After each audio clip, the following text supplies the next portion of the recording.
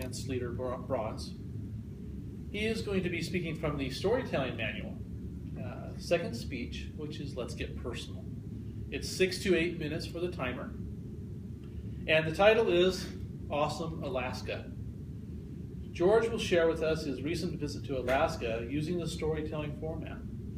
We will see if he can make his story exciting enough to make us want to visit Alaska too, without the grizzly bears. Please welcome George Hazard for Awesome Alaska.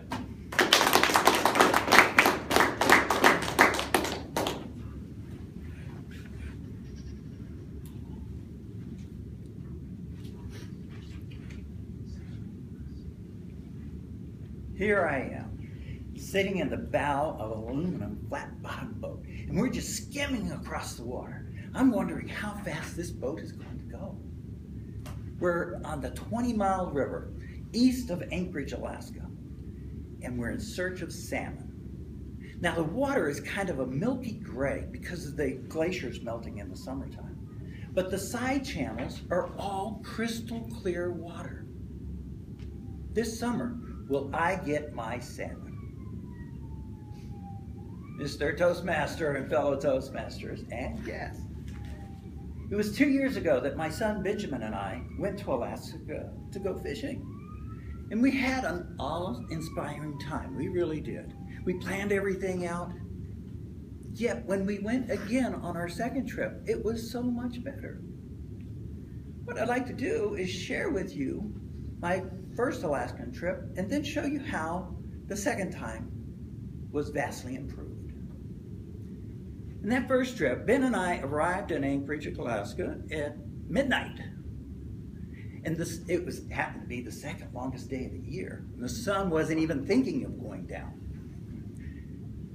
And we picked our car from Midnight Auto and then made our way over to the motel. And it happened to be a Days Inn. And I swear, the curtains must have been this thick. And we were appreciative because they kept the sunlight out. In the morning, we headed over to an IHOP and had breakfast. And we were pleasantly surprised that Anchorage is just a really nice modern American city.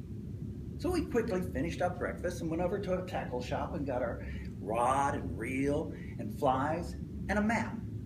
And a map showing basically one road, and that's the Seward Highway. And the Seward Highway is a road that runs from Anchorage, Alaska, if I'm doing this right. Anchorage is right here, and it goes southeast to Seward, and it's 125 miles.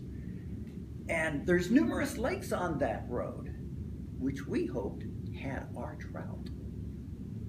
So Ben and I head off the Seward Highway behind 8,113 other people heading down that same road, thinking they're after my trout. But after about an hour and a half, we came to a really pretty lake, gorgeous lake. It was called Rainbow Lake. Right away, Ben caught trout. I started catching trout. In fact, at one time, Ben had 2 flies on his line at the same time and caught 2 trout at the same time. He thought he had a whale.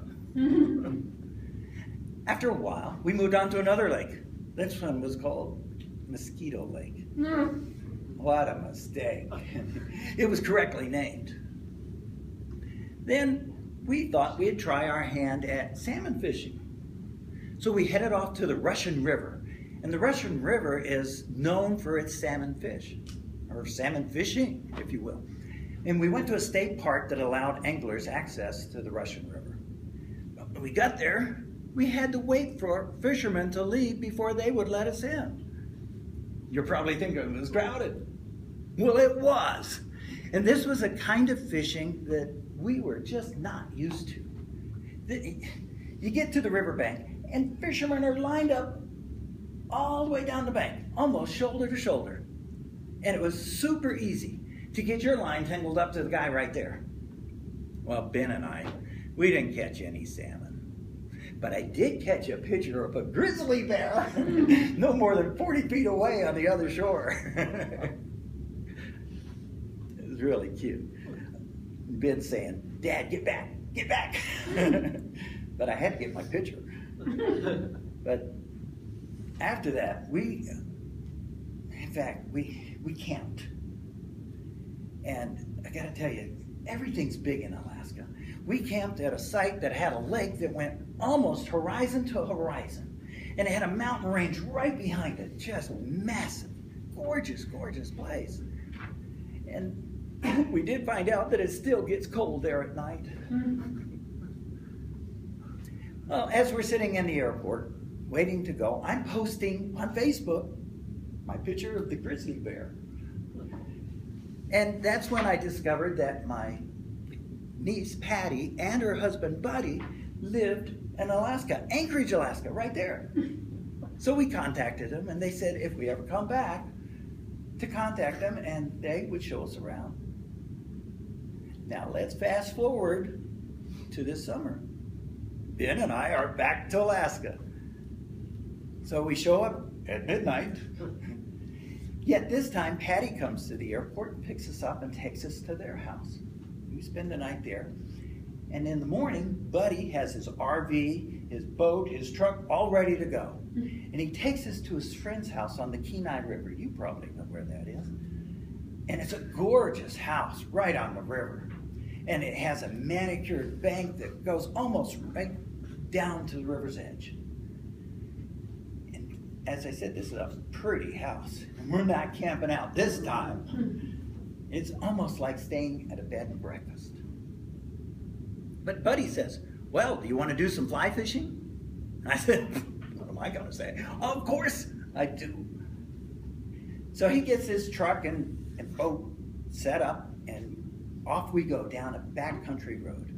And when I mean a backcountry road, I mean a backcountry road that had all the washboard and the bumps and the ruts you can imagine. But we arrived at a place called Spirit Lake. And I have just a hard time explaining how beautiful this lake was. Again, another gigantic lake. You can't see the ends of it.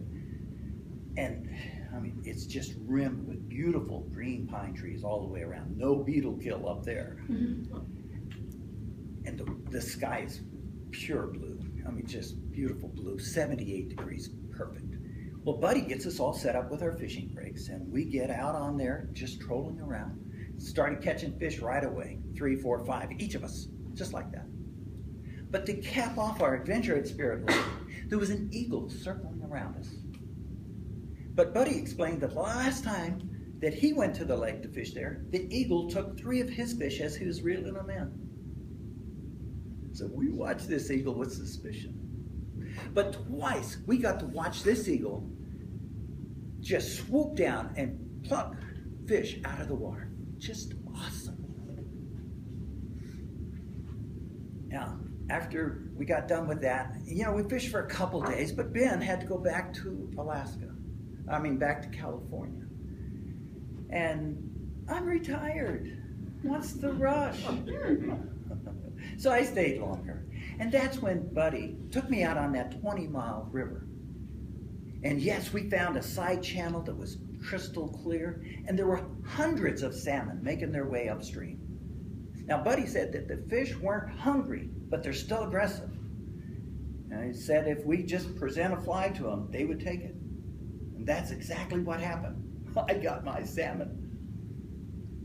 So what I'm pointing out here is the difference between the 2 trips. One trip, I didn't have a guide. The second one I did.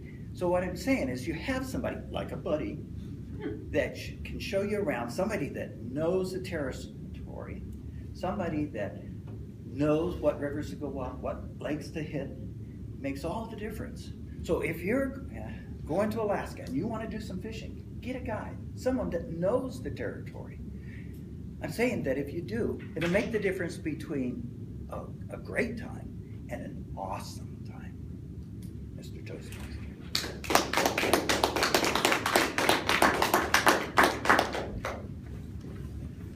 Thank you, George. Thank you very much.